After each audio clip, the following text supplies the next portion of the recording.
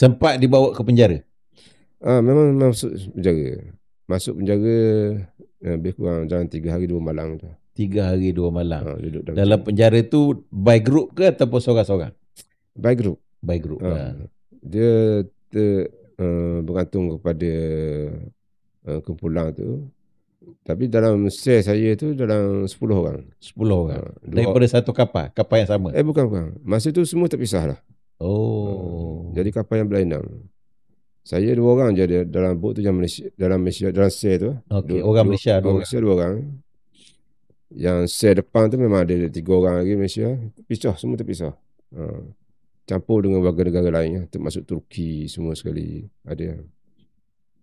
Ada bentuk-bentuk intimidasi daripada pihak Israel dalam sel?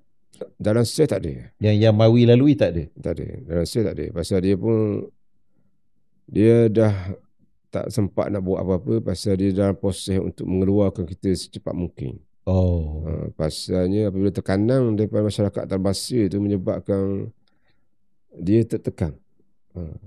Contohnya di peringkat Itali, negara Itali. Rakyat dia dah mengamuk, pasalnya ada delegasi yang peserta yang pergi mengikuti misi tu rakyat Itali. Jadi dia dah mengamuk, rakyat dia mengamuk supaya mengamuk kepada kerajaan untuk kerajaan ambil balik rakyat dia tu, bawa balik secepat mungkin.